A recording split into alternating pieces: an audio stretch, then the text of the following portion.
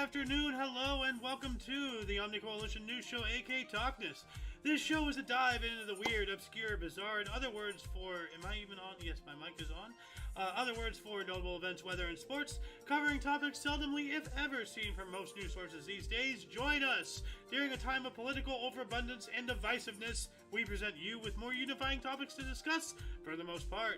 For links to these articles and anything else potentially interesting, please check the underbar of the description below, and all links gathered throughout the show will appear post-live stream as per usual. Anyway, I am Xander, and thank you very much for watching, you viewer. Whether you're watching us live or at some point in the space-time continuum, you know, it doesn't matter. A view's a view, and I really appreciate it. And today is Freya's Day, aka Friday, January 12th, 2024. Alright, so, what do we got in the news today? Let's move on up to here, because there's these first 5 stories MTM found, and I want him to cover those. So, first and foremost here we have from Oddity Central, tattoo artist's unique style will make you experience blurry vision. Says here, Portland-based tattoo artist Winston Whale. Let's see if I can expand this. Nope, it doesn't. Okay, well, Winston the Whale creates simple yet impressive 3D tattoos that make viewers feel like they are experiencing blurry vision. Winston the Whale started making his signature 3D tattoos after a friend asked him if he could make a 3-dimensional design for him. It ended up better than he hoped, so he kept making them. To be clear, the artist's works aren't really 3D, they just have that nostalgic red and blue color scheme and overlapping pattern that tricks the viewer's eyes into thinking they are seeing double. Even though trippy, colorful tattoos are now his bread and butter, 3D tattoos still have a special place in Winston's heart. So here's a couple of examples. You have a mountain, you know, with the sun coming out, some pine trees, some kind of face with a lightning bolt over it, a snail, you know, a pizza. That's an interesting tattoo. Pizza with a Cupid heart thing going through it here. UFO, okay, a cactus. Pretty cool stuff. And you know, we will be covering another tattoo article here later on in the show, so hang tight if you like tattoos. But yeah. What else do we got here? More from Oddity Central. Jehovah's Witness sues country for receiving life-saving blood transfusion against her will. What? A Jehovah's Witness has taken the country of Spain to the European Court of Human Rights for administering her a blood transfusion during surgery against her will. What's her name? Rosa? Yeah, Rosa Adlamira Pindo Mula, an Ecuadorian woman living in Spain, claims to be a victim of medical paternalism due to her nationality and religion. In 2017, following a series of medical examinations, the 53-year-old woman was advised to go under surgery. The next year, before the procedure, Pindo Mula was presented with the 3 documents to fill out: an advance directive, a long-term power of attorney, and an informed consent form. She claims to have specifically mentioned in all 3 that she was a Jehovah's Witness and that she refused to receive any kind of blood transfusion, be it blood, red blood cells, white blood cells, platelets, or plasma, even at the cost of her own life. After suffering a life-threatening hemorrhage during surgery, she received a blood transfusion, and she has been seeking justice ever since. Well, I mean, like,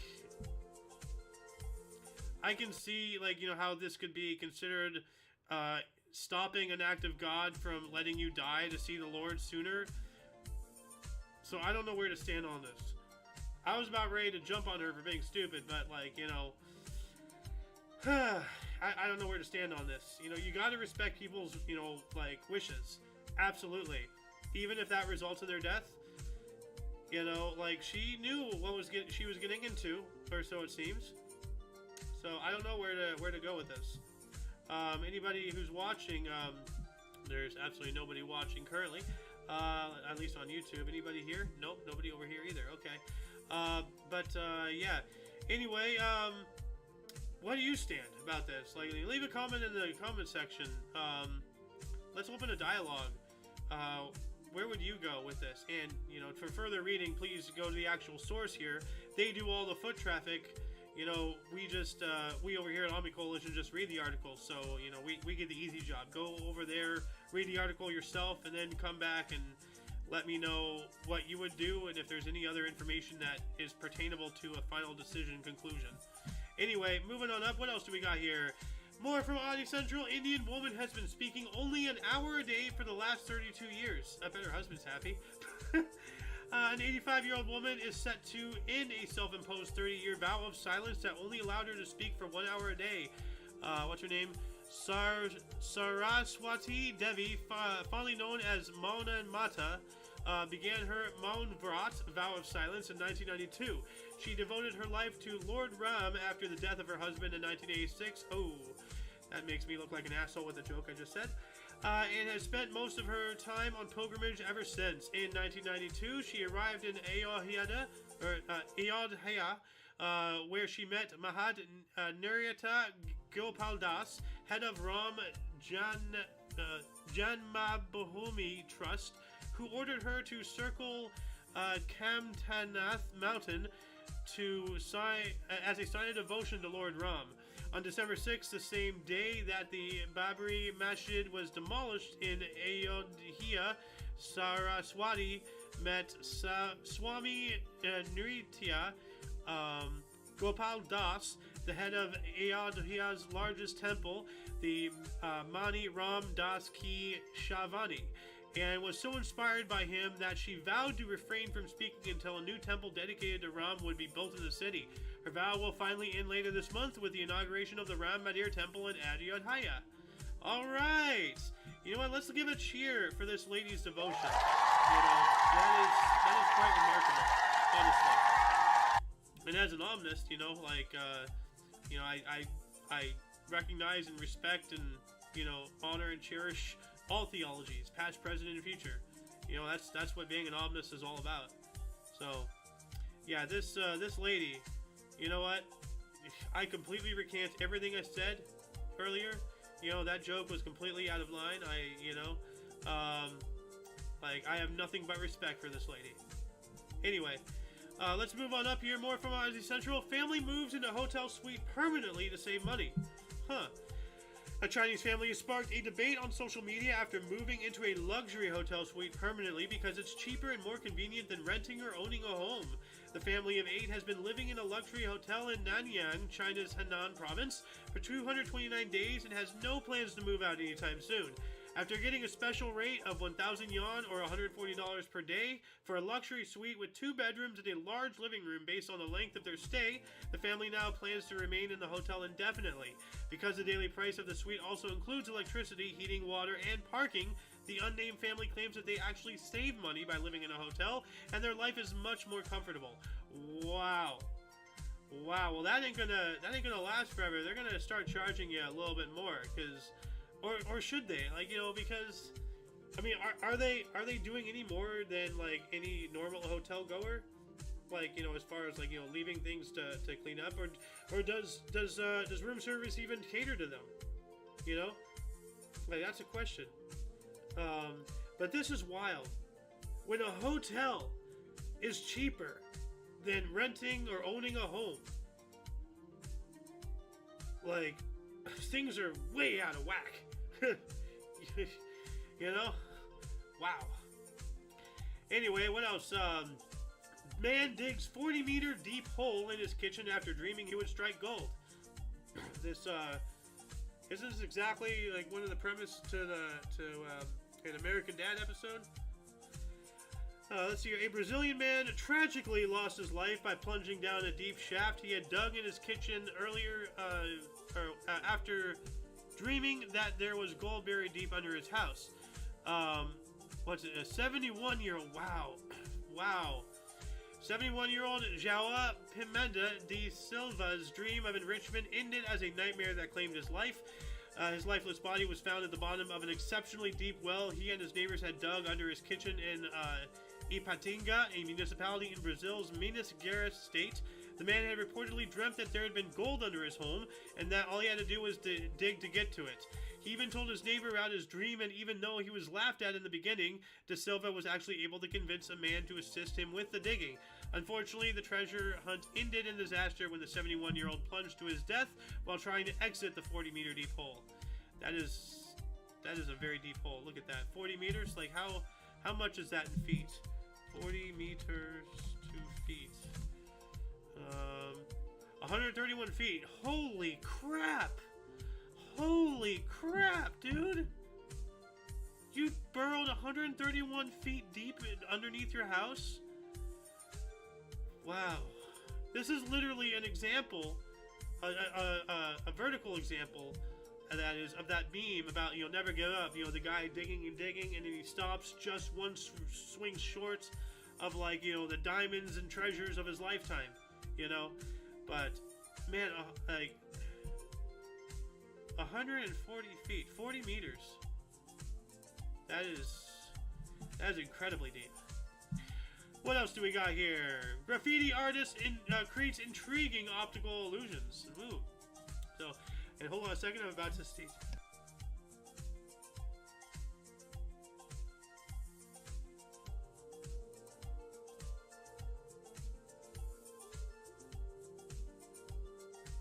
I'm sorry about that. I feel another sneeze coming along the way, but I'm going to try to power through this. I'm not going to make it. Hold on.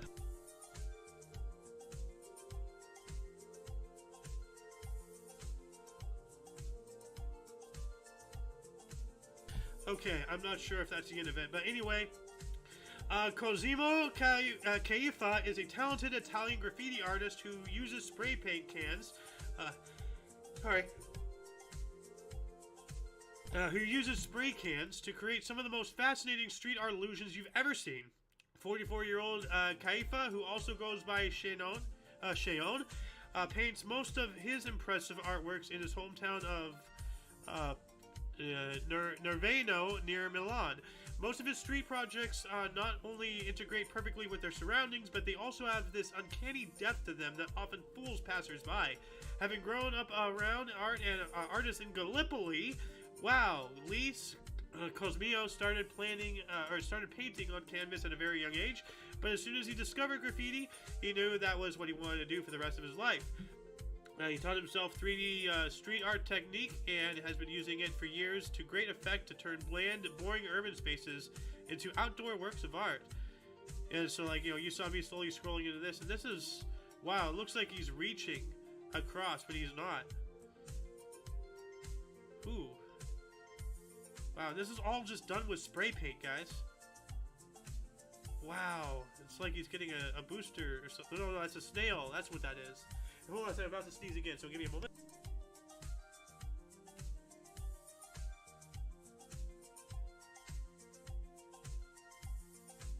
Alright, I believe that's the last of it. Whoa, look at that. Oh, wow. That's crazy. There's even a guy down here. It's almost like Attack on Titan right there. Wow. Like look at the folds in the fabric, the cloth, how it looks soft.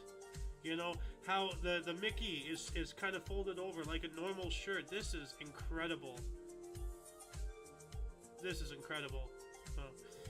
Anyway, I see we have a viewer, but no chat. Anyway, moving on up. What else do we got? Woman attempts record-breaking 127 hours long sing-along. Or sing-a-thon.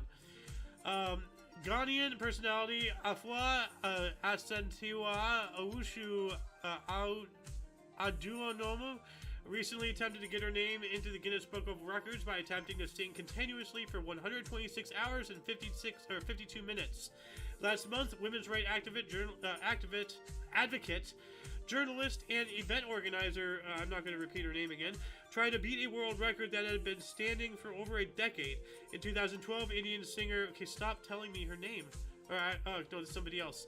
Sunil Wagmar sang non-stop for 105 hours, an incredible feat that required a resilience, concentration, and mountains of energy. However, the Ghanaian woman claims to have beaten the old record by over 20 hours and is now waiting for confirmation from Guinness Records that her attempt was valid. She told journalists that she was hopeful of a favorable response in the coming days. So I wish you luck, lady. 126 hours and 52 minutes, that is a long time to sing. I mean, 105 hours is a long time to sing too, but like, you go, girl, like, power to you. This is, oh man, dude. Was she standing the whole time or something? Why does she look like she's in pain? And she's sweating. Well, I mean, like, standing up there the whole time, of course, under all those hot lights. Wow, that is incredible. So I really wish that she got the record. I hope she does. Anyway, here's this other tattoo thing I was talking about. The fascinating glitter tattoos of Amanda Graves. U.S. tattoo artist Amanda Graves has become famous for her glittering tattoos, which somehow appear to be shimmering on the skin. Maryland-based Amanda Graves never claimed to be the inventor of the glitter tattoo technique, but when it comes down to it, she is universally considered the best glitter tattoo artist in the world. Her tattoos are so good that people often ask if she actually uses glitter ink to do them. Spoiler, she does not. Or if her artworks interfere with X-rays. In reality, the glitter is an optical illusion expertly created by Graves using the painstaking pointillism technique. She creates each speck of glitter by overlapping colors with small gauge needles, but the end result is nothing short of awe-inspiring. Wow. So that's not actually glitter, that's just multiple colors to give it like an illusion of depth and shininess. Dude, this tattoo is awesome. Adorable little Grim Reaper. A little planet. Or a disco ball of some sort, yeah. Let's see here. Oh, that's that chameleon from Tangled. Okay. Oh, and the snowman from Frozen. What was his name? Olaf, I think. Okay, we have a Triceratops. Oh, and Mario Kart, Peach. Alright. Dude, this is awesome. Skin that shines. Wow. That's pretty cool. Moving on up, 92-year-old woman is the world's oldest working model. And believe it or not, this is not going to be the only old person article of the show. What's her name? Carmen Del Orfes is known as the oldest working model in the fashion industry. She was discovered on a bus when she was only 13, and she's still working today at the age of 92. That's, what, 80 years almost? Wow. Carmen Del Orfes' first contact with the fashion world was a flop after being approached by the wife of photographer Herman Landskopf while riding a bus to ballet class when she was only 13 years old. Del Orfes saw her test photos go nowhere fast, but she was destined for greatness, and in just 2 years later, at the age of 15, she graced the cover of Vogue for the very first time. After becoming a favorite model of photographer Erwin Blumenfeld, last year at the age of 92, Carmen Del Orfes was featured on the cover of Vogue Czechoslovakia, this time as the oldest working model in the world. Wow, she's been on Vogue twice. That's really cool. Like, wow. You know, once again, you go, girl. You know, like, keep it going. You got to keep yourself busy. You know. Like, cause the day you stop working is the day you drop dead. You gotta keep moving. You know, retirement is a concept developed by communists to kill off, you know, older people. So, yeah. Anyway, you know what? I'm gonna add that into the I'm gonna add that into my theod, because that's a good conspiracy. So let's see here. Let me go to my TOC. Where's theod? Here we go. And just closer. Retirement is a conspiracy to kill off old people via making them what's a good word?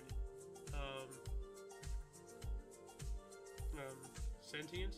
No, not sentient.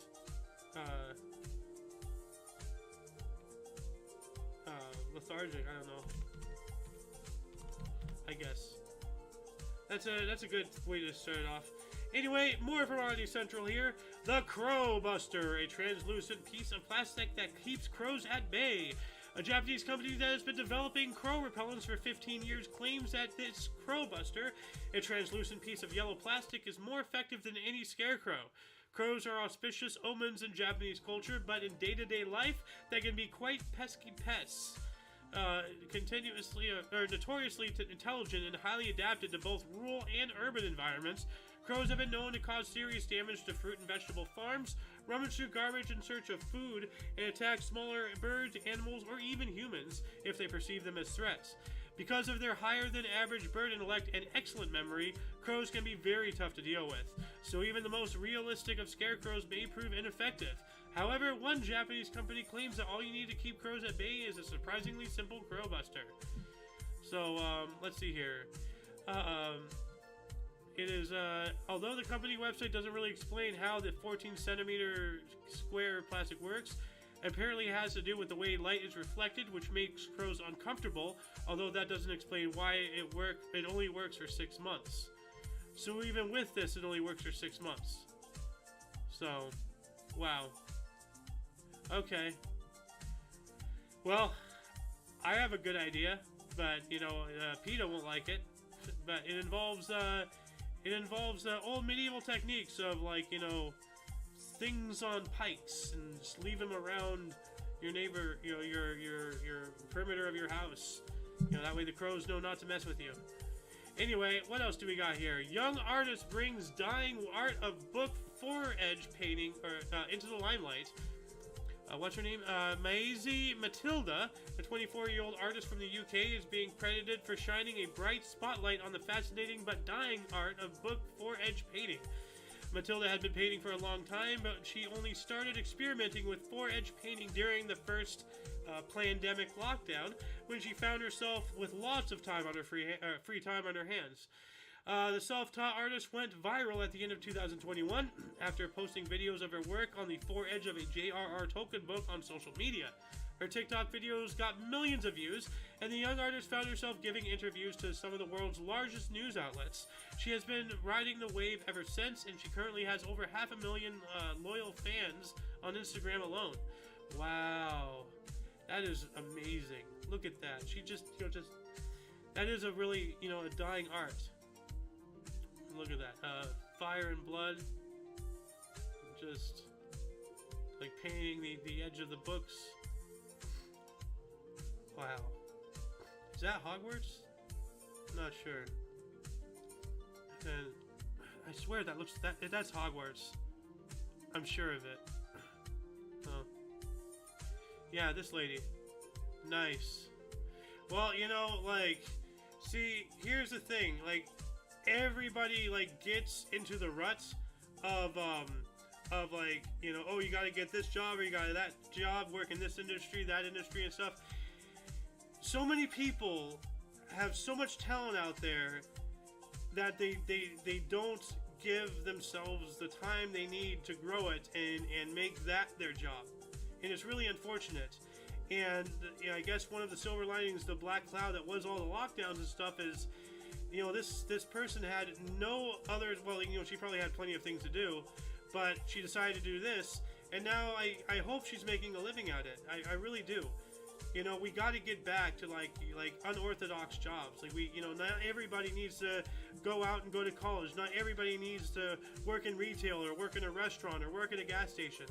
You know, like, there are things you can do in life that's not like everybody else. This being one of them. You know, so if you have a passion, if you have a talent, if there's anything you want to do, do it. Don't wait. Don't be like, oh, I'll do it next year. No, don't. Do it now. Do it now. Okay? Like, you know, you have 5 minutes a day, do it for 5 minutes a day.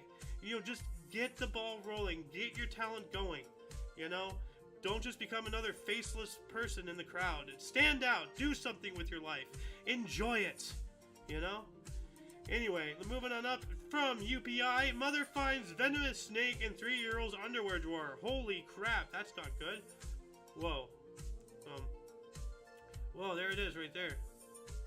A snake. It looks like a rubber snake, but it's a real snake. So, it says here, a reptile wrangler was called to an Australian home where a mother found one of the world's most venomous snakes in her son's underwear drawer. Of course, it's Australia. Melbourne snake catcher Mark Pelly, aka the Snake Hunter, said he was called to a home where a woman found the 5-foot eastern brown snake in a 3-year-old son's underwear drawer. Pelly sheds video showing the moment he opened the drawer in the boy's bedroom and confirmed the presence of the eastern brown snake, considered the second most venomous species snake in the world.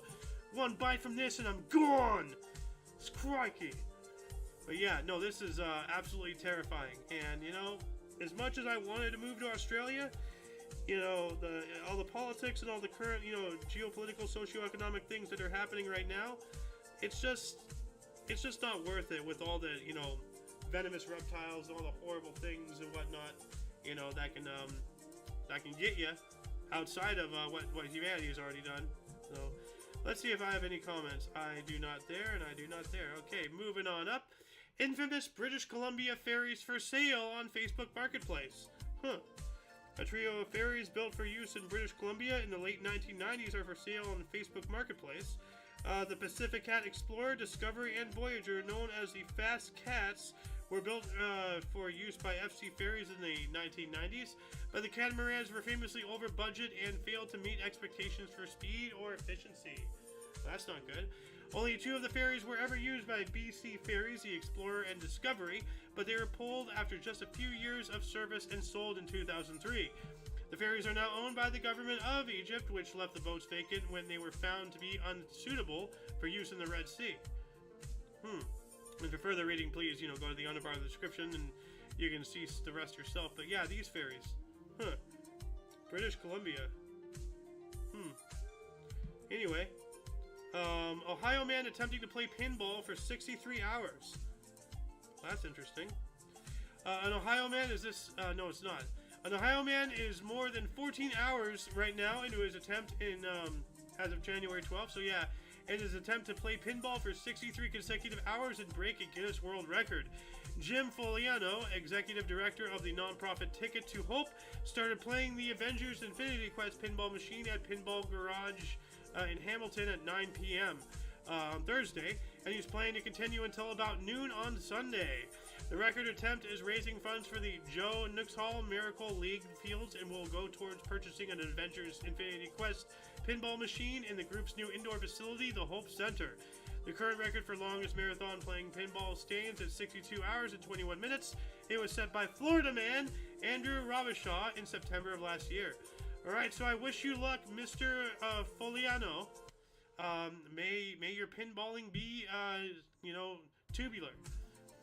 What else do we have here? Emu escapes from Alabama home for a 3rd time. I tell you, dagnabbit, it's goddamn, emu. You get him? An emu named Esmeralda escaped from her Alabama home for the 3rd time and was spotted running loose around the town before returning home to her own. The city of Calera said in a Facebook post that Esmeralda reportedly had a domestic dispute involving her sister, resulting in Esmeralda making a swift exit from her owner's home, Jemison. Sue Sanford, owner of the emu, and her sister Ursula said that Esmeralda is the friendlier bird of the pair, but also the more adventurous one. Esmeralda previously escaped a few years ago and became a local celebrity when she escaped for the 2nd time in December. That was difficult. But yeah, this darn bird always escaping. So, I don't know, put a GPS tracker on it or something, like keep it on a chain, I don't know. Anyway, massive gummy bear mosaic breaks world record in Wisconsin. Hey, Alice's home state. Candy brand Haribo broke a Guinness World Record when it used its Gold Bear gummy candies to create a 353.1 square foot mosaic of the company's mascot. The company used approximately 150,000 gummy bears to create the image of its mascot, Gold Bear, in the gymnasium at the University of Wisconsin Parkside. The mosaic was created over the course of 4 hours by about 300 Haribo employees, accompanied by friends, family members, members of the Boys and Girls Club of Kenosha, and other local residents. The finished mosaic was examined by a Guinness World Records agitator and confirmed as the world's largest jelly/gummy bear mosaic, or gummy candy mosaic. So something pretty sweet happening. Go away. Volume. Give me. So yeah, they're walking around on. Those are some sizable gummy bears too. Yeah, they're going around. They're just putting these trays down. So they do it by tray. Interesting. Oh, and somebody was eating one. But wow, dude. That's all gummy bears, believe it or not. That's all gummy bears. Wow. Absolutely amazing. What else do we got here? Australian woman wins world's ugliest lawn competition. Says here, an Australian woman's Bandicoot Ravage yard was dubbed the winner of the first ever world's ugliest lawn competition. Kathleen Murray of Sandford, Tasmania, was named winner of the contest, which was organized by the town of Gotland, Sweden. Oh, those palm strays over there coming over here thinking that they can judge us by our lawn. We live in the outback. Hey, crikey, mate. Scotland started the contest 2 years ago to encourage locals to conserve water amid a near disastrous drought in the town, and this year the contest went global, with lawns in the United States, Canada, Britain, Germany, France, and Croatia competing for unaesthetic honors. Murray's lawn features sparse patches of yellow grass, shriveled plants, and dry divots caused by the local bandicoots. Aye. Get the bloody hell out of my lawn, you bandicoot! Aye, friggin' crash! Get back in your game, you 8-bit piece of wanker! But yeah, no, who wants this title, World's Ugliest Lawn? Is that even considered a lawn? That's a yard. Like, this poor lady. She's smiling though, so hey, you know, like, she's happy about it, so that's cool.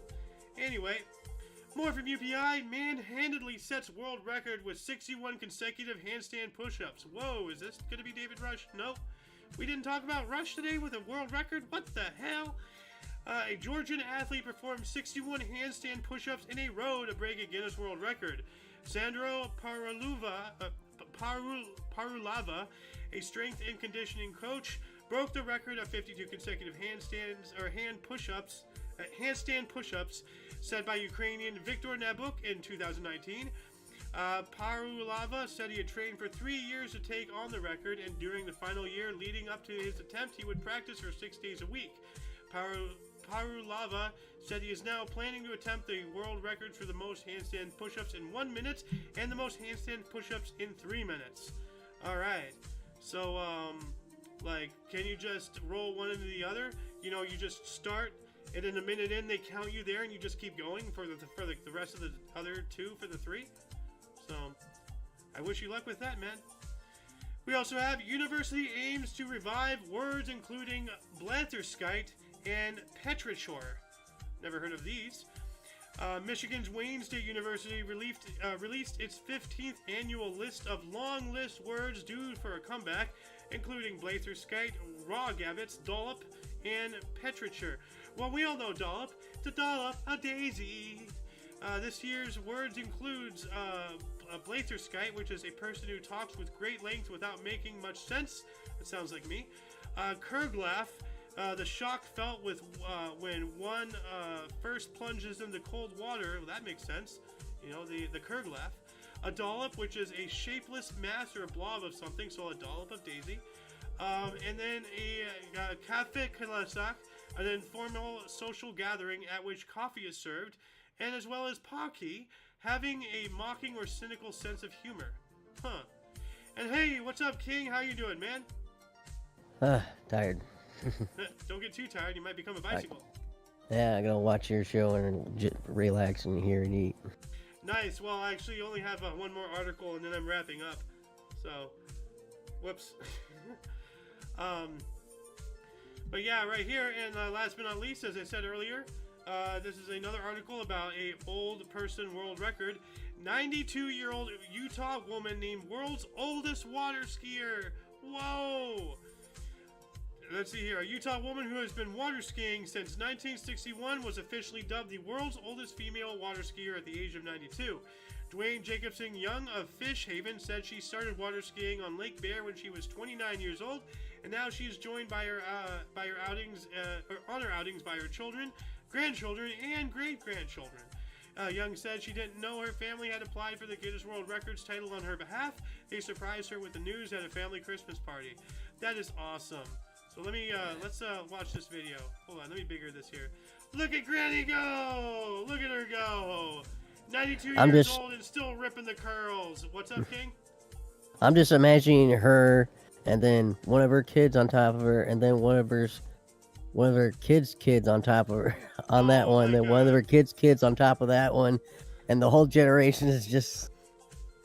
So yeah, so like a human totem pole, yeah. like how they do that with the water skiing pyramid things. Should be grandma, parent, grandkid, yeah. Great grandkid, great grandkid. Dude, that's awesome. Good for her. Yeah. I can't even get up and do that. Yeah. Young's daughter then presented her with a Guinness World Records certificate. So not only did they say they were going to do it, they already had done it and they had their certificates. And they're like, oh, hey, by the way, you know, and it's just like, wow, that is what an incredible gift, Mm-hmm. you know. So, but yeah, as I said, that shall conclude the show. Once again, please check the underbar in the description below for any links you may be interested in, including but not limited to all things Omni Coalition. We're not just here on Rumble or on YouTube, we are also on BitChute and Odyssey. Links to those and all of our social medias and more down there on our link tree. For your dose of different and unusual news, aka notable events, weather, and sports, we stream every Friday at 3 p.m. Pacific Time, which is 4 Mountain, 5 Central, and 6 p.m. Eastern. We have other shows. We have This Date in History. You know, we show involving historical events that happen on that date almost every day at 11 in the morning Pacific Time. We have The Edge of Disclosure, Theod, ufology, paranormal conspiracy, you know, science technology show. Saturday at 3, so that's tomorrow. Kicking the Peanuts, you know, just talks about, you know, whatever that we have, you know, in mind or whatever, every Sunday at 3. And we also have, you know, the Omni Kitchen and iNosh and various other shows and whatnot. But if you want to catch us for our streams, if you're in the West, it's 11 and 3, all for thee. Mountain, 12 and 4, watch us for more. Central, 1 and 5 for the Contrive. And East, 2 and 6 for your fix. So for all of you and all of us, I am Xander. King's Refuge. And you, viewer, are you. And until you catch us some other point, whenever that is, wherever that is. Until then, don't forget to look right and left at every intersection, rate 5 thumbs, and subscribe. Toodles!